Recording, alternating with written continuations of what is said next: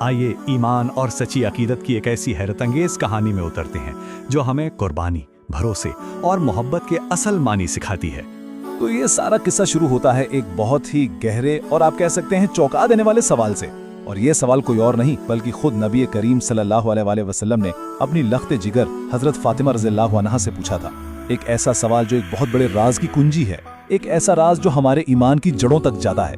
اچھا، اس سوال کا جواب ڈھونڈنے کے لیے ہمیں پہلے ایک ایسے واقعے کو سمجھنا ہوگا جو بظاہر تو الگ لگتا ہے لیکن اصل میں اس پوری کہانی کی بنیاد ہے۔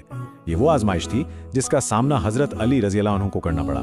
تو ہوا یوں کہ گھر میں مسلسل 3 دن سے فاقے چل رہے تھے، حالات بہت ہی زیادہ تنگ تھے۔ تب حضرت فاطمہ رضی اللہ عنہا نے ایک کپڑا جو انہیں اپنے نکاح میں تحفے میں ملا تھا حضرت علی کو دیا کہ اسے بیچ کر کھانے کا کچھ انتظام کریں۔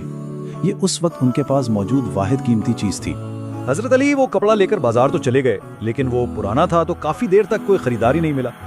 بہت کوشش کے بعد آخرکار ایک اجنبی نے اس کی قیمت لگائی اور حضرت علی نے 6 درہم میں وہ کپڑا بیچ دیا۔ اب جب وہ پیسے لے کر گھر کے لیے کھانا خریدنے جا رہے تھے تو راستے میں انہیں ایک سائل نے روک لیا۔ وہ بھیس بدلے ایک فرشتہ تھا اور اس نے اللہ کے نام پر مدد کی درخواست کی۔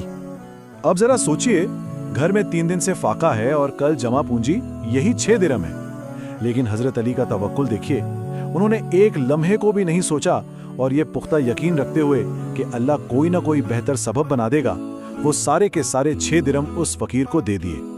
اور پھر اللہ کی مدد دیکھیے، فوراً ہی ایک دوسرا شخص ایک بہت ہی شاندار لال گھوڑا لے کر وہاں آ گیا۔ یہ بھی ایک فرشتہ ہی تھا اور اس نے حضرت علی سے کہا کہ یہ گھوڑا آپ 100 درہم میں خرید لیں اور پیسے تب دے دیجیے گا جب اللہ آپ کو دے دے، یعنی ادھار پر۔ حضرت علی رضی اللہ عنہ نے وہ گھوڑا لے لیا اور اسے لے کر بازار کی طرف چل پڑے۔ وہاں ایک تیسرا شخص ان کے پاس آیا، جی ہاں، یہ بھی ایک فرشتہ تھا، اور اس نے وہ گھوڑا فوراً 160 درہم میں خرید لیا۔ تو یہاں جو سب سے اہم بات سمجھنے کی ہے وہ یہ ہے کہ وہ 6 درہم جو اللہ کی راہ میں دیے گئے، اس کے بدلے میں اللہ نے کیا دیا؟ 100 درہم گھوڑے کی قیمت ادا کرنے کے بعد بھی حضرت علی کے پاس 60 درہم کا خالص منافع بچا، یعنی 6 درہم کے بدلے 10 گنا زیادہ۔ یہ اس توکل کا فوری انعام تھا۔ اچھا، تو یہ تھا کہانی کا ایک پہلو۔ اب آئیے واپس اسی سوال کی طرف چلتے ہیں۔ اب ہماری توجہ حضرت فاطمہ رضی اللہ عنہا پر ہے جو نبی کریم صلی اللہ علیہ وآلہ وسلم کے کہنے پر اس لکڑہارے کی بیوی سے ملنے جا رہی ہیں تاکہ یہ جان سکیں کہ آخر اس عورت میں ایسی کیا خاص بات ہے۔ اور یہاں ہمیں شوہر کی اطاعت کا ایک حیران کن معیار دیکھنے کو ملتا ہے۔ حضرت فاطمہ جب پہلی بار گئیں تو اس عورت نے کہا میرے شوہر سے اجازت نہیں۔ دوسری بار جب وہ حضرت حسن کے ساتھ گئیں تو کہنے لگی اجازت صرف آپ کے لیے تھی، ان کے لیے نہیں۔ تیسری بار حضرت حسین کے ساتھ بھی یہی ہوا۔ آخرکار چوتھے دن جب سب کے لیے اجازت ملی تب ملاقات ہوئی۔ جب حضرت فاطمہ رضی اللہ عنہا اس سادہ سے گھر میں داخل ہوئیں تو انہوں نے ایک بڑا عجیب منظر دیکھا۔ وہ عورت بیٹھی تھی اور اس کے پاس 3 چیزیں رکھی تھیں، ایک چھڑی، ایک رسی اور پانی کا ایک برتن۔ ظاہر ہے یہ دیکھ کر تجسس پیدا ہوا کہ آخر یہ سب کیا ہے۔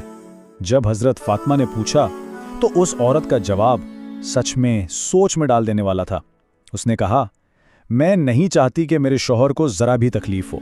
اگر کبھی وہ مجھ سے ناراض ہوں اور مجھے سزا دینا چاہیں تو میں نے یہ چھڑی اور رسی پہلے سے تیار رکھی ہے تاکہ انہیں ڈھونڈنے کی زحمت نہ کرنی پڑے۔ اور پانی کا برتن وہ اس لیے تھا کہ جب شوہر تھکا ہارا گھر آئے تو فوراً اس کی پیاس بجھانے یا وضو کے لیے پانی پیش کر سکوں۔ یہ صرف خدمت نہیں تھی، یہ اپنے شوہر کی راحت کے لیے اپنی ذات کو مکمل طور پر مٹا دینے والی عقیدت تھی۔ حضرت فاطمہ یہ سب دیکھ اور سن کر بہت زیادہ متاثر ہوئیں۔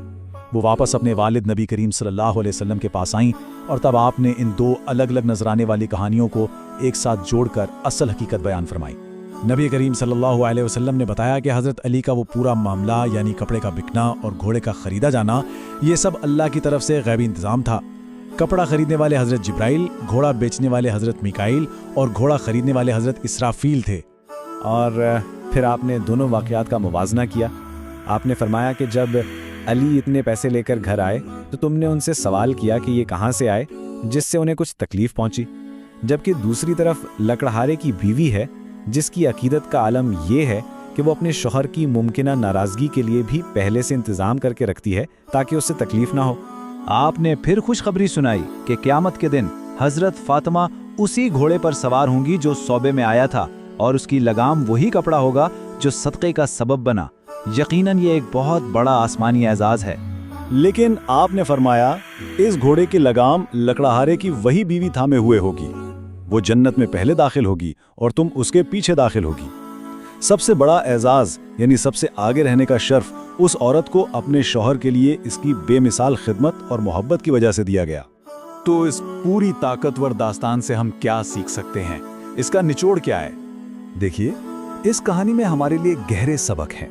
पहला, ये कि बेलौस खैरात का अज्र अल्लाह कई गुना बढ़ा कर देता है। दूसरा, अल्लाह के मंसूबे पर मुकम्मल भरोसा ही असल ईमान है।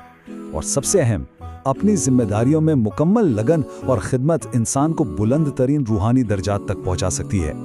कोई भी मुखलिस अमल छोटा नहीं होता। और आखिर में ये कहानी हमें एक अहम सवाल पर सोचने के लिए छोड़ जाती है कि हकीकी अकीदत आखिर है क्या? क्या ये बड़ी बड़ी सबको नजर आने वाली कुर्बानियां हैं, या फिर वो खामोश मुकम्मल इताअत जो रोजमर्रा की जिंदगी में बगैर किसी दिखावे के निभाई जाए? ये वो सवाल है जो हम सबको अपने आमाल और अपनी नीयतों पर गौर करने की दावत देता है।